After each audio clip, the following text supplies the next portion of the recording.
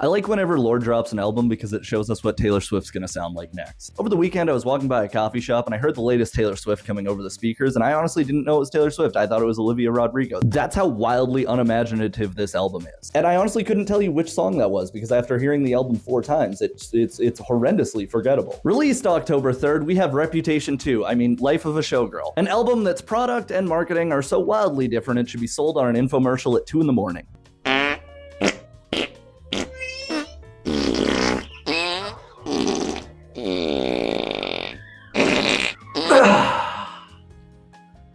Buy my poop.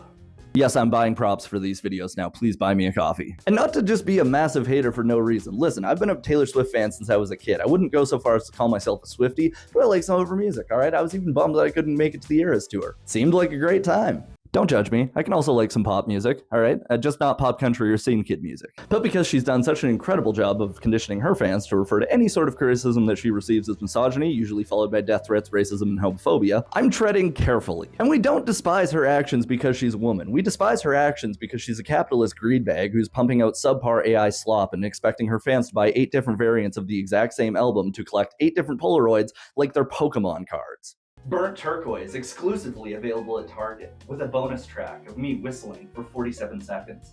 She's got Make People Disappear money now. I kind of want to just be extra careful. Which is why there is no excuse that this album sucks this bad. It's 41 minutes of suck. It should have been called The Life of a Dyson. This is the only album that's come out so far that's given Gavin Adcox, my own worst enemy, a run for its money for worst album of the year. Thanks for saying that, Daddy.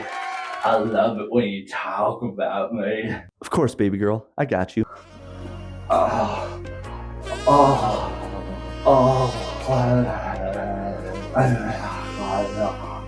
Three biggest problems of this album are pretty simple. Infantile lyrics so bad they sound like they were written by AI. I know she's been doing it for a few years now, but every time that she swears, it sounds like a 7-year-old that's found out how to use the F-bomb and is now just called an adult a f***ing fucker. The whole thing steals styles from everyone else in pop. Tate McRae, Addison Rae, Olivia Rodrigo, Charlie XCX, Lorde, Sabrina Carpenter. And the whole album's got this weird echoey effect / call and response that's used on every single track. And I get that this can be used as a tool, but if you only use one tool, you're not going to get very far. It's like she grabbed a stack of hammers and threw them at a tree expecting a house to be built. Let me explain some of the tracks so that you don't have to listen. Opening track of the album is The Fate of Ophelia. For somebody who referred to themselves as an English teacher 2 months ago, I don't think that she understands any of the literature that she's referencing. She has a few Shakespeare quotes in here, and all of them seem like first-year theater school kid jokes. Stuff made by 18-year-olds thinking that they're deep. I was that pretentious fart sniffer, I can verify.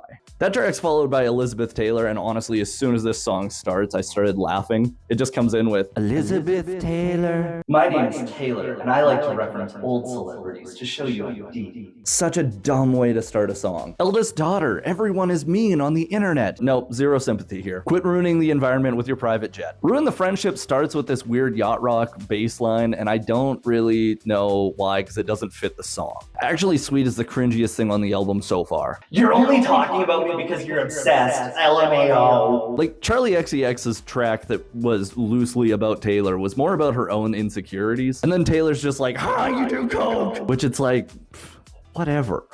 Wood is just, my boyfriend's meaty hog is the only thick stick that's ever made me booze. Imagine being a parent and hearing a song about how your son's wiener is like a redwood tree. Like, I can't tell what's worse. Finding out that your son has a massive pecker, or finding out that your son is a selfish lover. I asked my mom, I was like, which would you prefer? And she said, I don't want to know anything about your sex life. It's also not the first time that she uses the cliche, he loves me not, in a lyric. Taylor, you're 36 years old. In Cancelled, Taylor says that she likes her friends canceled, and no, she doesn't. She definitely does not. When was the last time that she was spotted with Blake Lively? She wants zero controversy. Life of a Showgirl, what was the point of this track? What was she trying to say? What exactly was she trying to communicate? Again, I heard this album 4 times and I couldn't tell you. I will say the production on this one, more interesting than the production on the rest of the album. Before we get into final thoughts, I have 3 theories for you. They're gonna get progressively crazier. I believe that she called it in and used AI in her marketing because a week ago, if you had Googled Taylor Swift AI, it would just be all about how she fought AI generated corn with her image. So I don't think that she thought that anybody was going to notice. The second one actually comes from my wife, who had a theory that she's going to get into politics eventually and one day run for president.